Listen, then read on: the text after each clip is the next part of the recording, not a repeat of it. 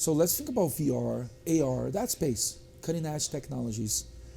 What is going to happen in 10 years? What's going to be in 10 years? Yeah, because the technology and the company, like I think when we look at like the technology side, we're in an interesting spot. Like technology is advancing so fast as a developer and as a designer, to the point where you think of an idea, you feed it to an engine, and it gives you a response. Like coding is starting to go to no-code solutions, and those are becoming acceptable and performant and getting good. And so I think, generally speaking, talking about AR, VR, it's going to start blending together more and more. We're seeing that with the new headsets, where you put the headset on, it shows the full color of the room, and your VR is now in the room with you. Yeah. So right here we are with, again, my exotic accent, which I'm not going to get rid of it, by the way. And today it's so interesting. It's so special. I'm not going to anticipate a lot of stuff, but what I can say is that. So I met them both, actually a panel. Actually, this is the first time we're meeting ourselves personally. But I met them in a panel. What they do is so remarkable. It's so interesting. We got to talk about today. And today is all about, let's say it's all about new technologies. Let me put it this way, okay? I'm not going to give a lot of spoilers, but AR, VR, gaming, can we match that? Does the industry needs that? So let me introduce you. So our guest today, it's Rosalinda Hernandez. Yes. Did you say Hernandez? Hernandez. You see the accent? Yeah. I did. I love it. That was well done. See? Hernandez. People say Hernandez. Hernandez. Hernandez. Yeah. Or Hernandez. I'm used to it, so thank you, Hernandez. Yeah, but Hernandez is pretty much how it should be. That right? is. Yeah. Rosalinda Hernandez and Lloyd Summers. Okay, the Viking. Yes. Yeah. Talk a little bit about heritage. They are from an incredibly innovative, homegrown gaming company that is also pushing the boundaries of extended reality technology for social good. You guys are very connected to that. Yeah. They have already made a huge impact through their creative use of virtual and augmented reality, building immersive VR training programs for first responders. We actually talked about that a little bit before. To mobile apps, helping preserve indigenous languages. This is truly going to be special. So keep with me, and then let's talk about this today.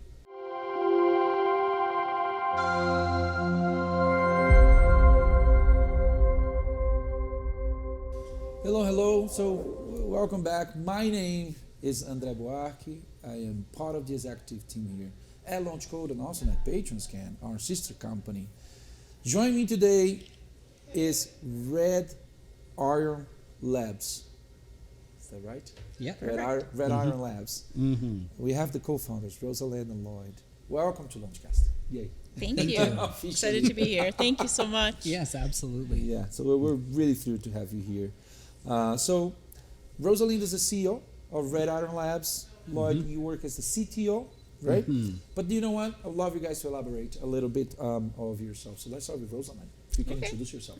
Thank you so much. Yes, Rosalinda Hernandez. I am the CEO. I'm actually not very comfortable with titles like that. Oh, I bet. Yeah, I know. But sure, I'll hold on to it for today for sure. And I guess like my background really is communication and culture, actually. Okay. And how it's developed within Red Iron Labs in itself has been a process. And for the longest time, after we founded the company, I struggled to find where I fit in.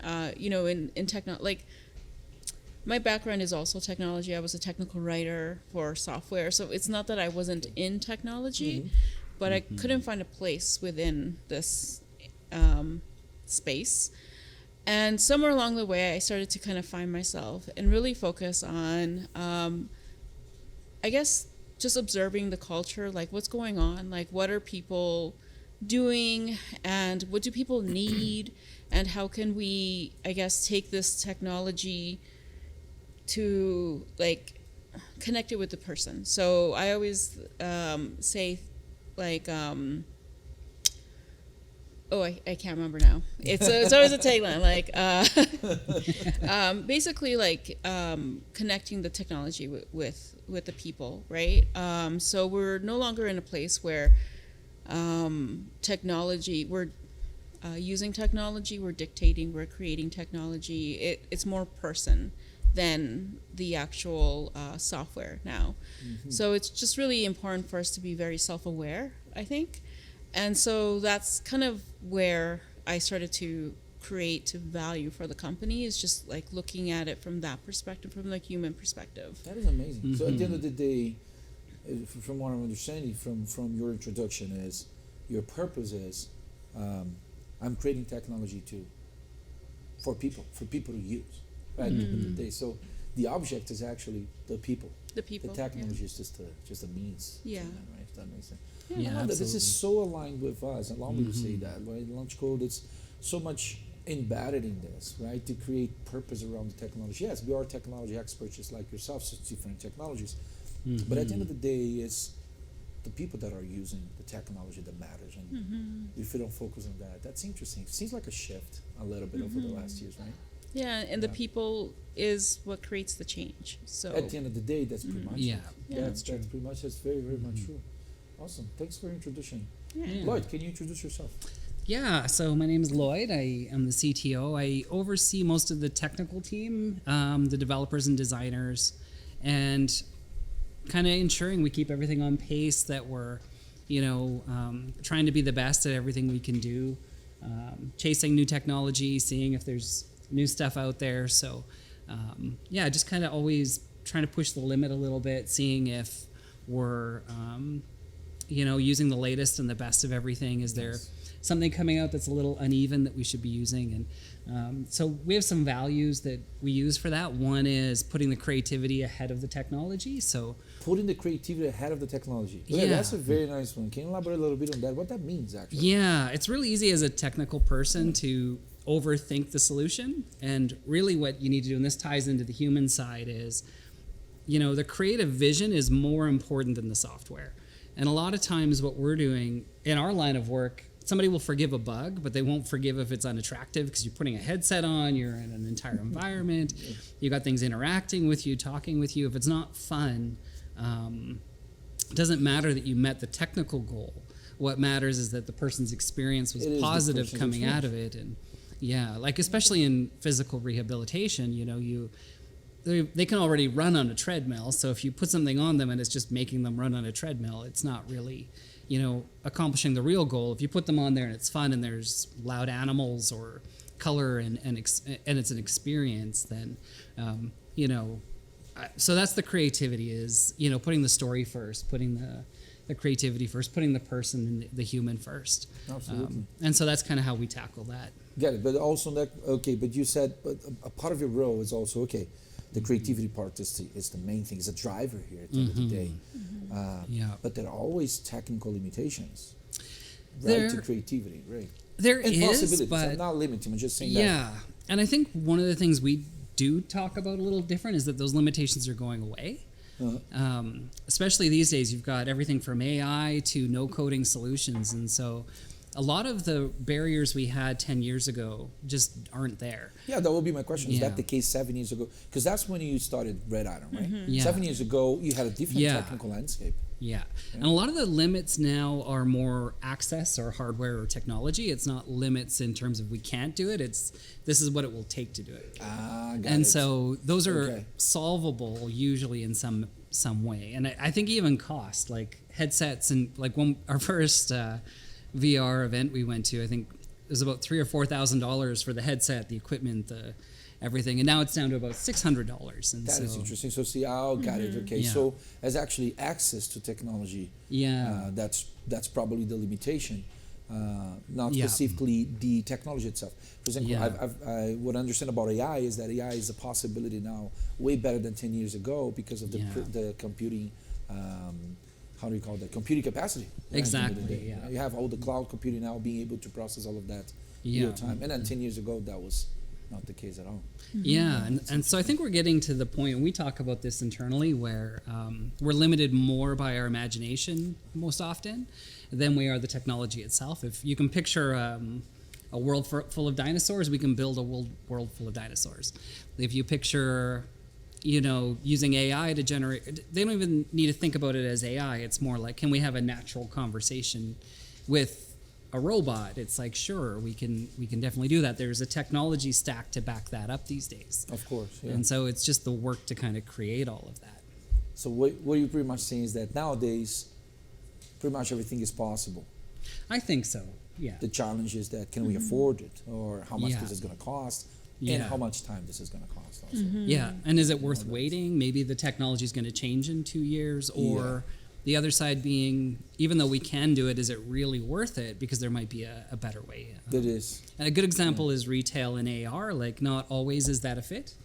You could lift up a phone and put, an IKEA chair in your house. Yeah, I've tried a bunch of those. yeah. Yeah, you can see some limitations, but it's already Exactly. remarkable. Yeah. And I loved when you said about, it's interesting because I can say I'm also an avid gamer, Yeah. right? I'm still nowadays.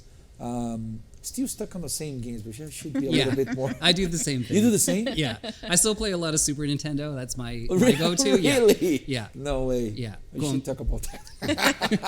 Yeah, we have an old school That's my Nintendo, escape. Yeah. That's your escape. Yeah, I have my escapes too on games. And what I found fascinating, and talking about what we were just talking now, it is how that evolved. That we can see the whole evolution of game. But at the end of the day, so think about Cyberpunk. And I'm going to use Cyberpunk as a great example.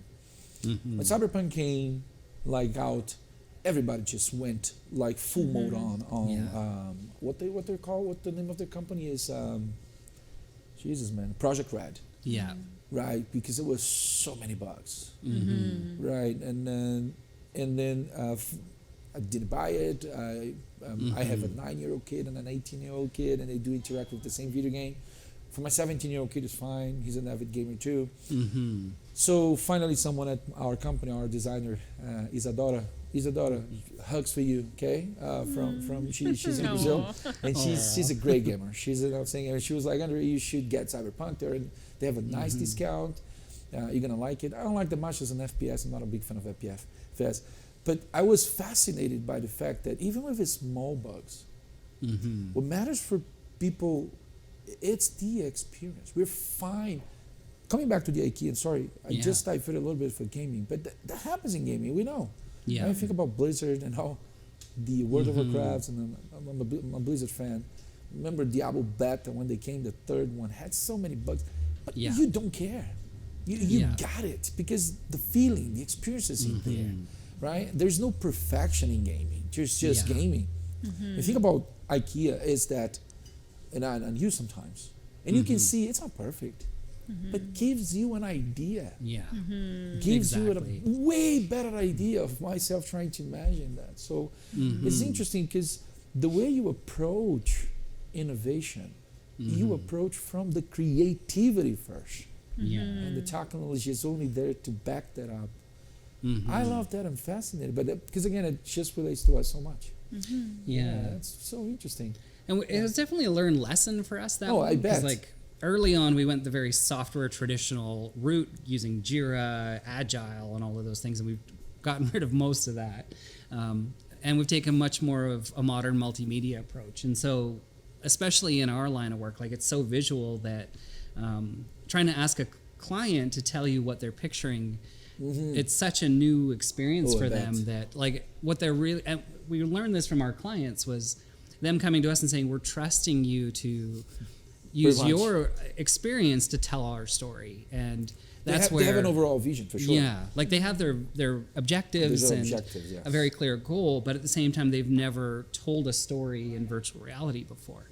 And so that becomes that trade-off of, like, kind of like you said, we might not get it perfect the first time, but we'll at least be able to make it a lot more fun and interesting. And our very first projects with clients, we were the opposite. We would agonize over fixing every little bug, and then the client would come back and be like, I want to change the entire story. And so all of that work would get discarded. And so you very quickly learn that the story is, and the evolution of the story, and giving them a chance to see that story is more important than perfecting it, especially early on. And letting them see their story unroll and be like, yeah, this is what I enjoy, and this is what I was picturing, or this is getting my values across. And so, That is fascinating. so we learned that lesson the hard way, I think. I love that. I love that. You know what? Let's can we do this? Because this, and you keep repeating that. There were some learnings we've learned all the way. You repeat that when we talk about. Yeah, we've learned a few things. Can we talk about a little bit of Red Iron Labs and the 7 years of story? First of all, how that started? Why did you start doing this? Yeah, so I think Lloyd was, not I think actually, it's true that Lloyd was working at a startup at the time. And I mean, things are going well, but around the same time, like this is around 2015, the virtual reality headsets started coming out. And Lloyd was pondering starting a game company. And then we were at, I don't know, it was a coffee shop or something. And then we're like, yeah, let's start a company. Let's just like, do okay, it. yeah, we did. And that was it. literally how it started. That's pretty much how you started. But I understood. But as you talk, you actually started with a game specifically, right? Yeah, we started in games, horror games especially. And Rosa will tell her side of that. But I think we had a lot of realizations early on. One being, what kind of audience is attracted to horror games and why they're attracted. And for me, what was the real opening was for sure Rosa's experience, but also one of my close friends, we said, hey, do you want to come play this game? We made this game. It's about evil aliens coming in the middle of the night and capturing you. And he told me, he can't. And so I asked him, what do you mean you can't? And he had a very heartwarming story about when he was young back in his home country. A bomb went off when he was playing a video game, and so he'll never pick up a video game again. It's like ingrained this image in his head of how that's formed. And then you realize, you're building games that are scaring and bringing terror to people. Yeah, and it doesn't fit everybody. And so that was kind of my awakening moment. And I guess like what Lloyd is really alluding to is like we do a lot of focus on that process of inclusion and representation. And I guess like what he's talking about is the recognition that escapism really is a privilege. It's white privilege, right? That's what it is. Because there's a lot of like, even myself as a woman, brown woman, like we're just at risk of facing violence in our life. Like it's a fact. It's just a fact. Yeah. And so that concept of escapism and horror games, it's really catering to one type of demographic. And I'm sure there's other women like myself who would play, who don't think so deeply on it, but it's not their responsibility to think deeply about it. It's about the people creating the content to think about it and create, or at least be self-aware. Because I'm not like that. A lot of people think that we're family friendly, and I don't think that we want to be family friendly. I want us to be self-aware. And part of the violence perspective is like who's telling that violent story. And I would never want to silence anyone with that story, but it has to come from that person, So I guess what I'm getting at is like in that process of representation, there are voices not being heard, not being told. Absolutely. And it's we take it seriously. As creators, what you're saying is that as creators, the self-awareness is so important nowadays in that to understand. And I love the fact is that the perfection of that would be everyone would be like acting on it and actively on it. But nowadays we're asking actually just to be self-aware, right? To be conscious. When you are creating something. I love that. That's a very interesting. And it seems to me that it's something very valuable for you at the core of your company, right? At Red Iron Labs. Yeah, even how we construct our team, we put up we place a lot of emphasis on that need for self-awareness over the technological skill. Got it. And one of our team members, Marine, she's our operations manager.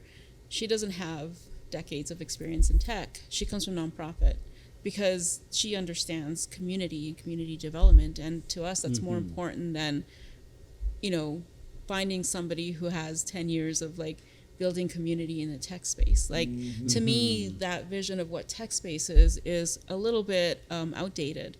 You know, Okay. so I think that the way in which we approach community and how we Yeah. create our own company, it's I think it's how people just create companies now. You know, like we're not these, I don't know, like Microsoft type companies, software companies. Like we have different ways of doing things, different values.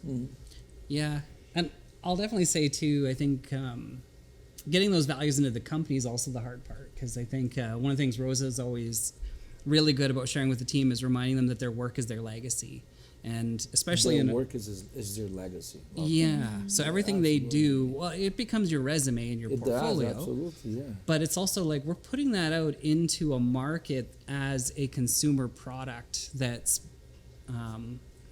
you know, like you're putting a headset on a kid and telling them a story. And so your work is not just your legacy, but it's the legacy of the company. It's how that person's going to be influenced. If they're excited about the technology, it might influence their life.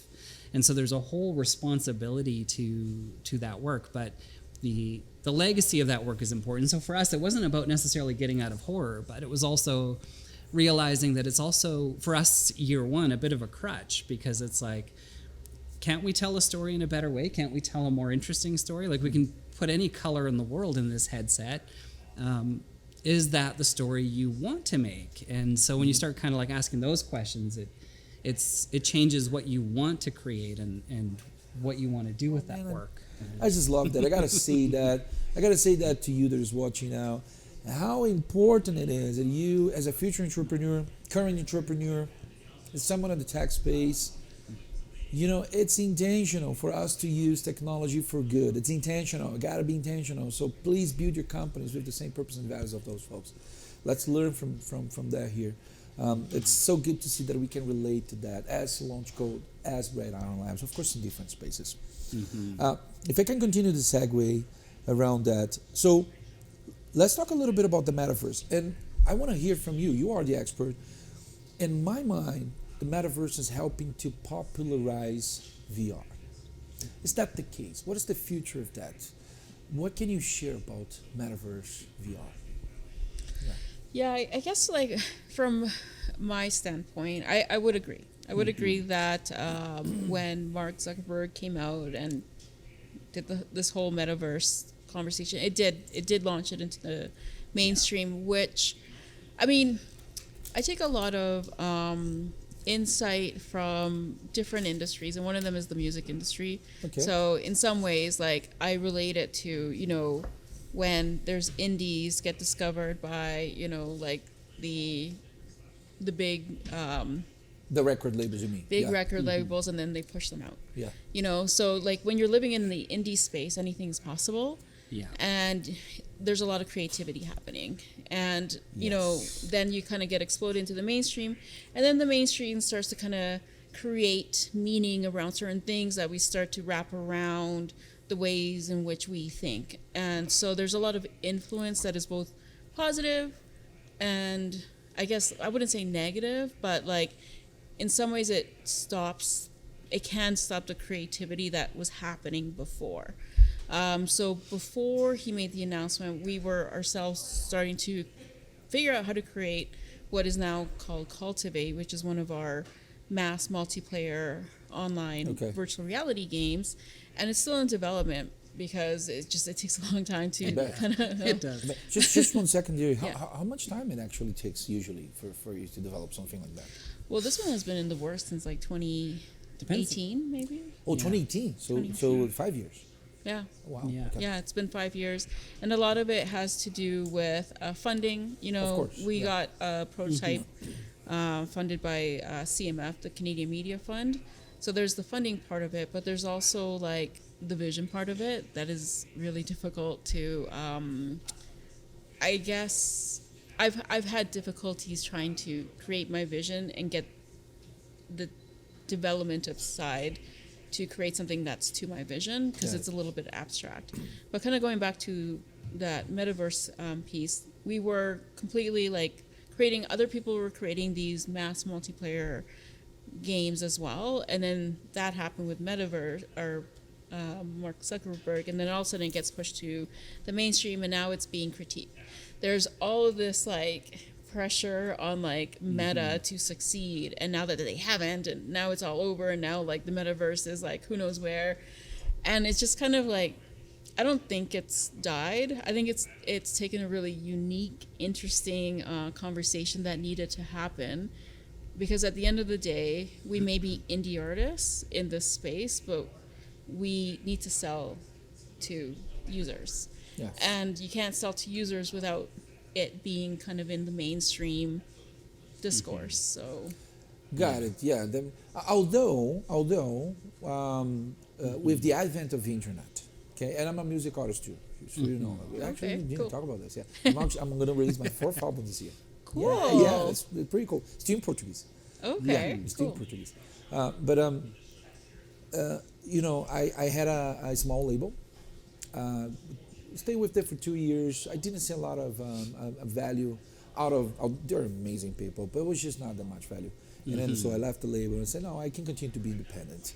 And the reason why behind that is that the advent of internet gave an independent artist like myself or indie artists so many possibilities for me to run this whole thing without them.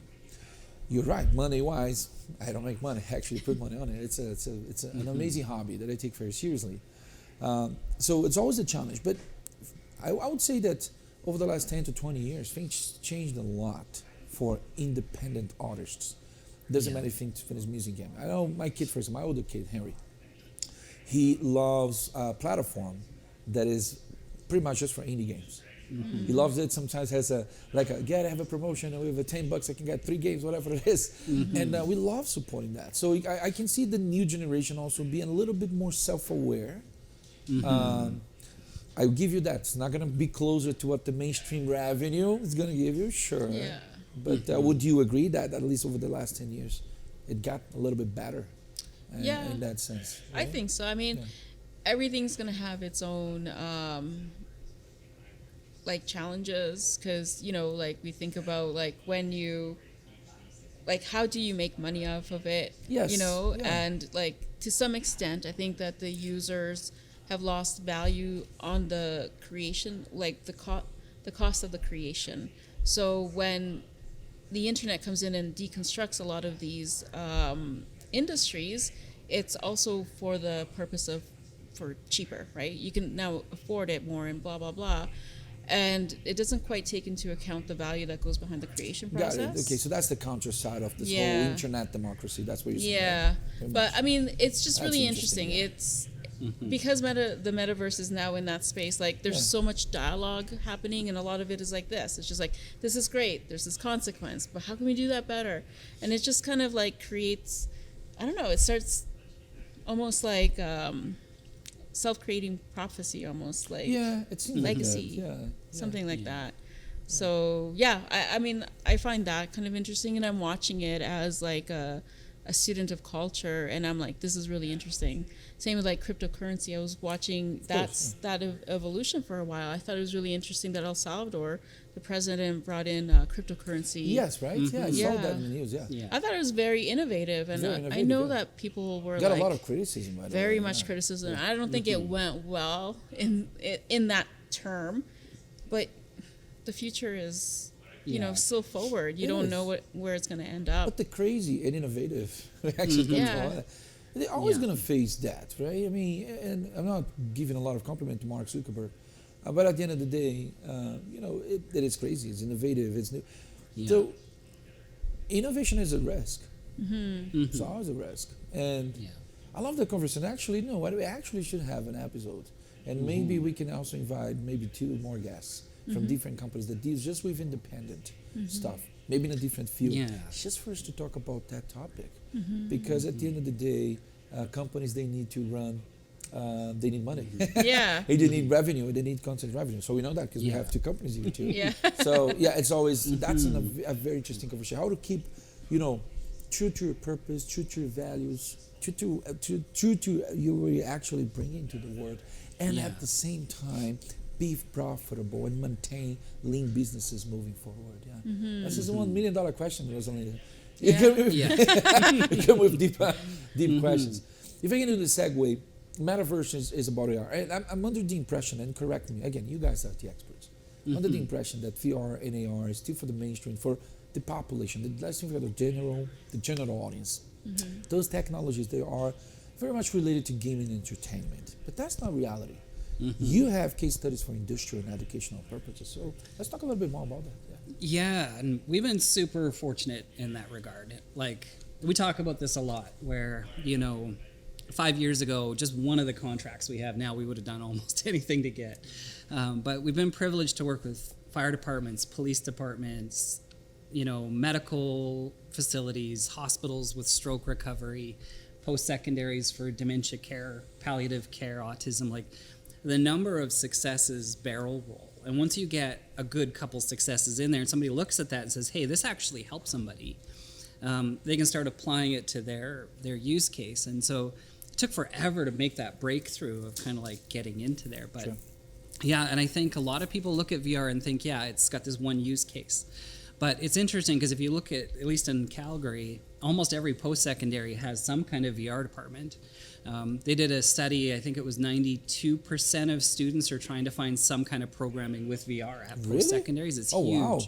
And so also coming from the audience or from the students actually looking for the students looking for it. Because you need that kind of pressure coming from the ones that are actually paying. Yeah. So they're the ones putting the money in, right? Yeah. And so for us, I think it's a time thing because now you got, if you take the numbers at face value, 92% are going to come out with some kind of VR experience and bringing that into the workforce. Yeah, that's and so exactly. Yeah. They're looking at their businesses and saying, can we transform the way we... And I think for me, VR is about hands-on visual, highly... Like, it benefits certain industries really well.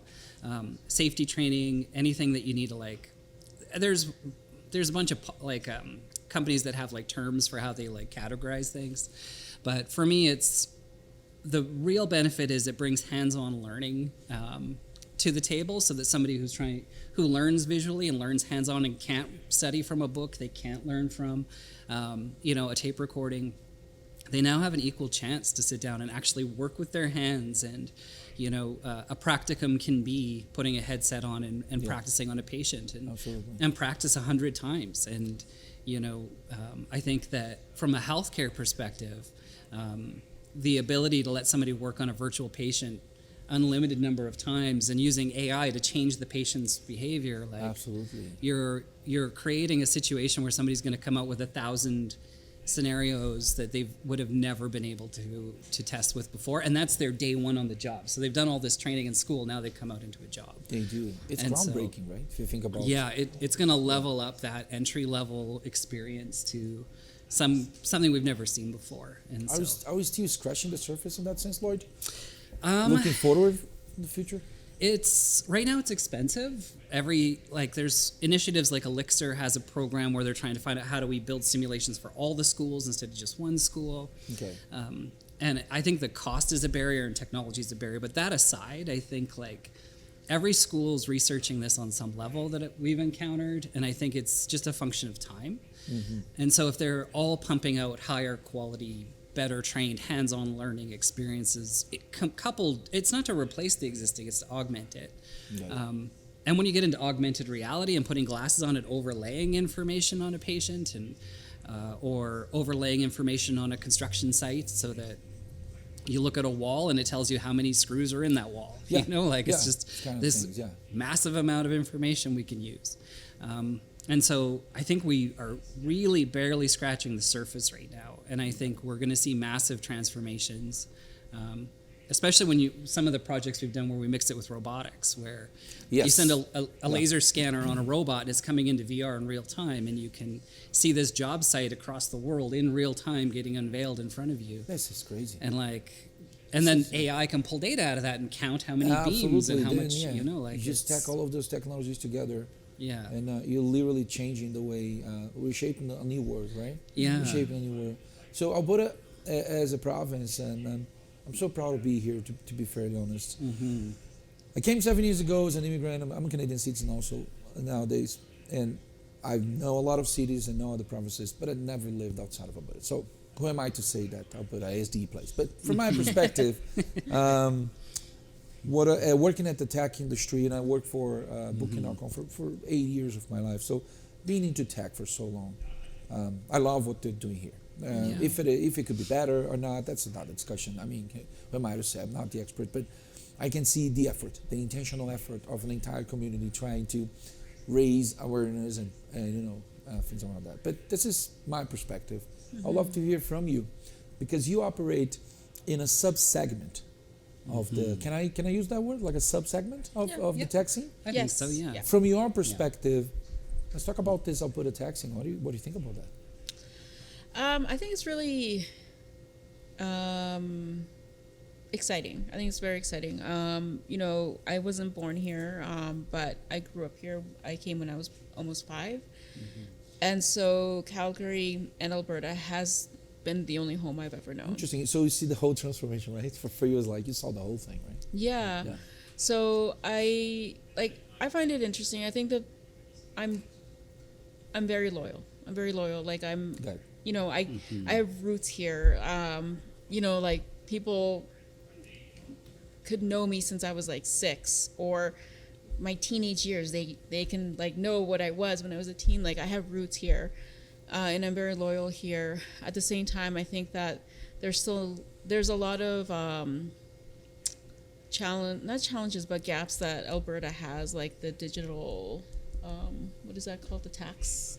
Oh, I can't remember what it's called. I know that. I know it changed actually, Yeah, right? the Yeah, ID, with yeah. digital, but we actually talked about this with Alicia, in I believe it. Paisley, yeah. They're very. We they're, really talked about They're that. in the Yeah. forefront. Yeah.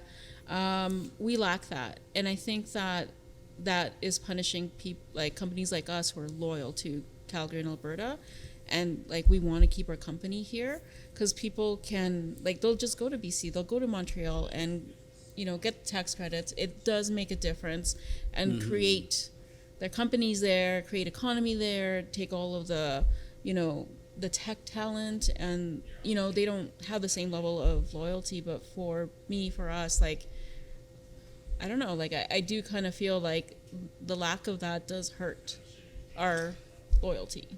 Yeah, Okay, absolutely. And because if you think about there's 2 approaches, right? And you can't control the other side of the fence, but if you get a 25% tax credit, that means that's for every 3 people you can now hire a 4th. Or got it. Some people might pocket the money, but generally I think most startups anyways, or more of the small businesses, the indies, want to put that money towards growth. And so that tax credit, especially at the small business level, can really slow you down, because you're right, somebody in Montreal, let's say they get 50% in tax credits, they can double I'm just giving an example. I got just an example, right? But they could theoretically double your output Absolutely. for the same value. And do you think this is one of the reasons why the gaming industry in Montreal just?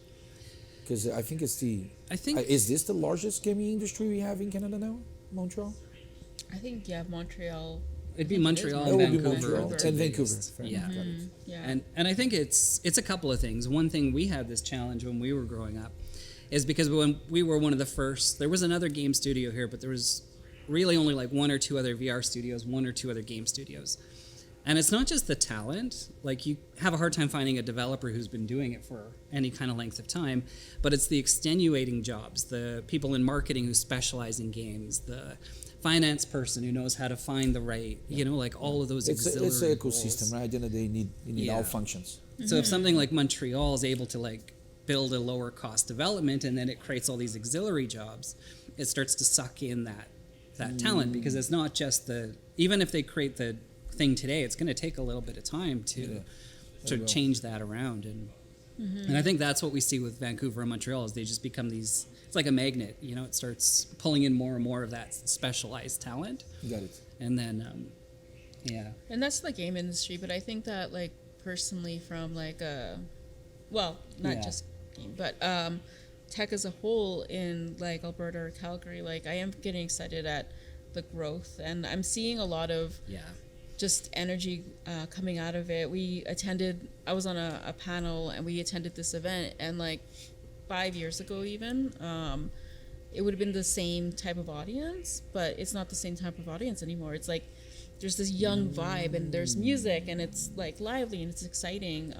That's different. And I'm also, I think during Innovation Week, there's an event brought by, I think it's called something like Latinos in Tech. like that is meaningful because that like that. I guess there's a community there. There's so much tech. Like there's a community focus on Latinos, and I'm probably going to attend that event. Yeah.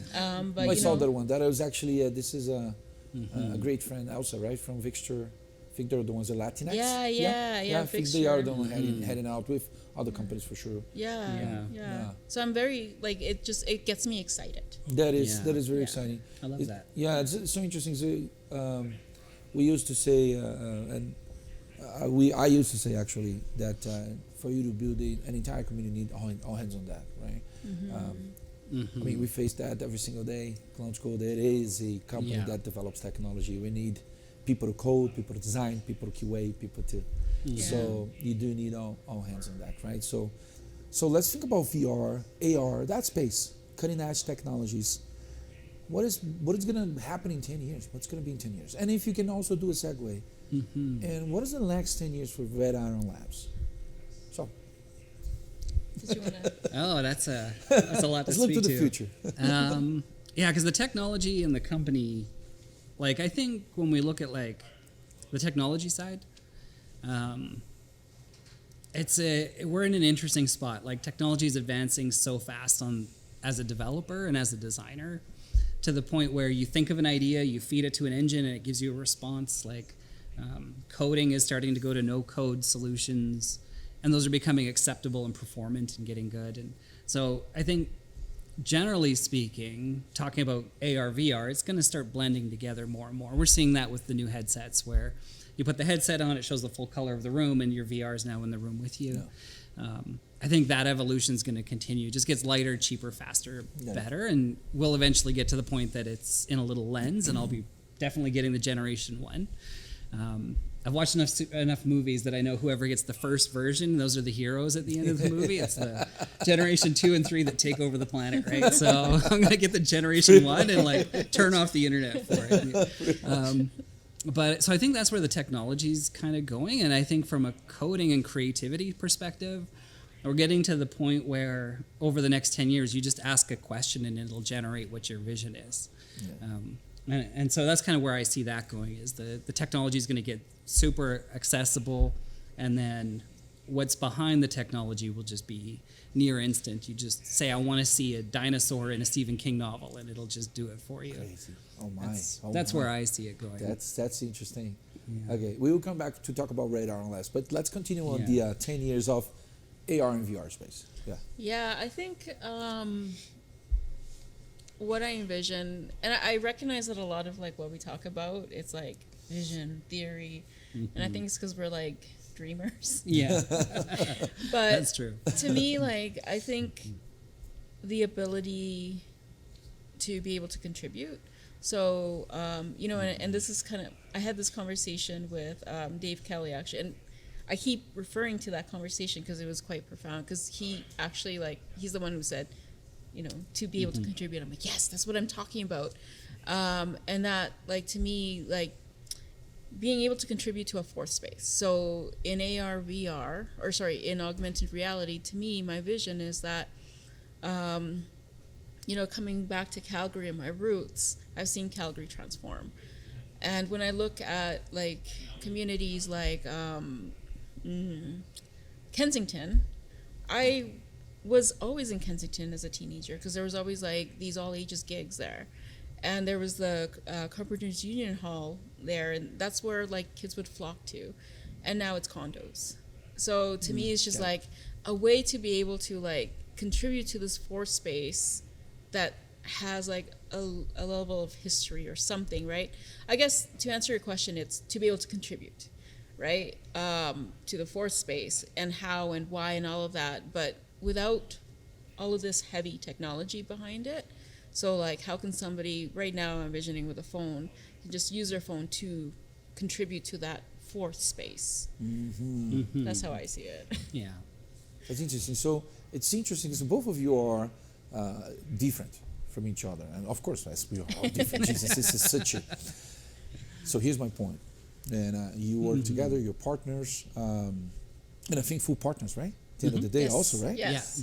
So partners in life, partners in business. Yeah. And what I love about you is that I've asked the same question, and you were fully into technology. Right? and then Rosalinda, as we'd say in Portuguese, she came full in value, culture, and this is what people. What an amazing combination. So, okay, this is... It's so true. Yeah, it's so interesting. This is technology. So let's now talk about Red Iron Labs, because at the end of the day, that's your baby, right? So, Lloyd, back to you. The next 10 years for the company.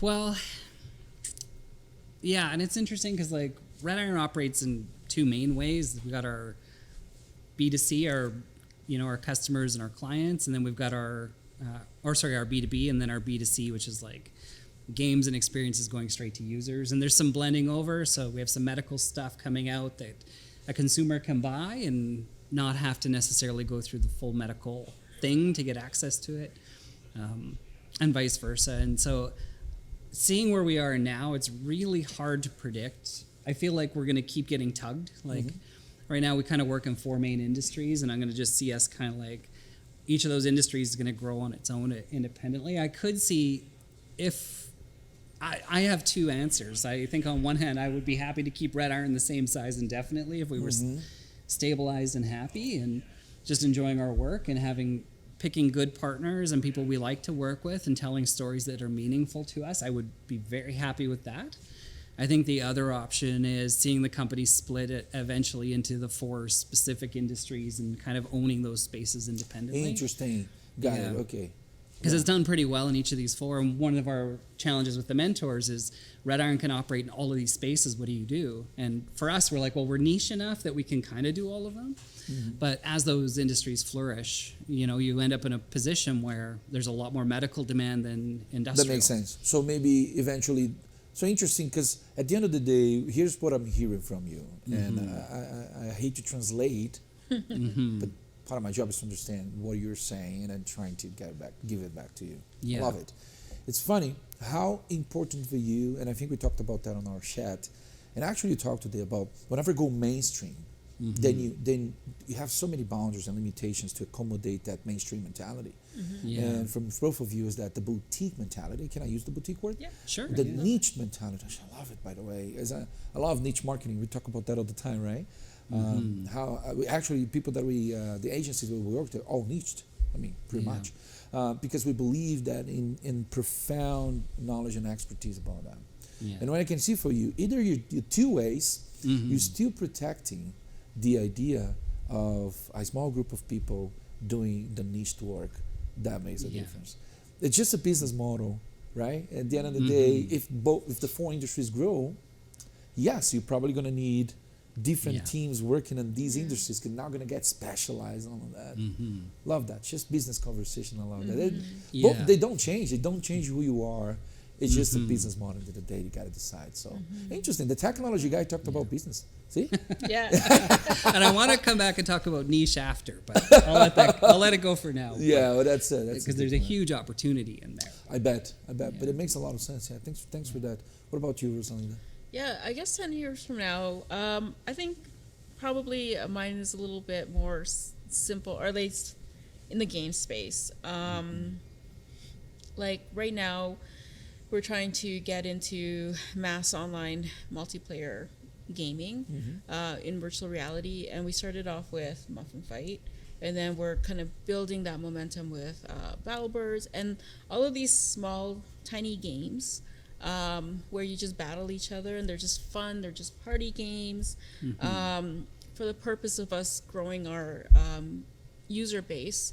Because in my role, like I've kind of referred to Cultivate, in the past, and to me, like that is my use your illusions, right? Like that's my masterpiece, and I just want that. Like I would love that to be our legacy in games, but the path to there means we need to kind of grow our user base, and so that I guess 10 years down the line, I'm hoping that we already achieved that, but that's my goal, like to be creating all of these like smaller games to get to that end goal. Got it. Okay. Yeah, that's interesting. It's complementary to each other, right? So it doesn't you look at more from a gaming perspective, you look at more from industrial and educational purpose. And that ties in nice to what I was going to say about niche, which was one of the things I love about Alberta startup culture and the small business, and groups like us that are like, focused on one very specific thing, is being independently owned and small, you get to pick your stories and what you want to work on. Yeah, that's right. Like maybe Cultivate doesn't generate money the first year. That doesn't mean we don't build it. It means, like we build it because we're passionate and we care about it. And you're building something for the values of it, not for the financial value of it. Absolutely. And I think that's what I find very interesting about, like the Alberta situation with all the startups is they can choose what stories they're going to work on. They can choose what they're going to build and why and how. Yeah. And maybe some chase it for money, that's fine, but maybe some chase it because they care about it. And so I think, to Rosa's point, I think it would be wonderful if Cultivate was a huge success 10 years from now. And I would be very, very happy with that. So Absolutely. Yeah. Look, from my side, I will root for you. As a marketer, I'm always available for a chat, right? For us to talk about that, to support. Because at the end of the day, if we're able to sell an iPad when nobody needed, right? People can say anything. That's a good point. Yeah, nobody needed an iPad, right? Yeah. So, back in the days, we used to say that advertising is here to tell you that you need something that you don't need. Yeah. And it's gonna make you buy it, right? So, at the end of the day, I hope we can support you in that anytime. Thank you so much for the conversation. Both of you are fascinating individuals, or crazy ones, as you just said. Love that. I think we're all crazy, right? To be innovating. I'd love to understand more. I loved to understand more about Red Iron Labs. What do you do? The impact on the ecosystem. Your vision on the Alberta tech. Both of you. Your next 10 years. I love it. Different perspectives. So, for me, it was an honor. I'm very proud to bring you here to Launchcast. Thank you. You embody a lot of the values we have here, so thank you. Thank you for that. having us. This was really great conversation. This And was wonderful. looking at your values, I think that we do have a lot of. We do have a lot in common. And I truly hope, as a company, part of this active team, it is we never want to lose the niche boutique mentality, because usually, I'm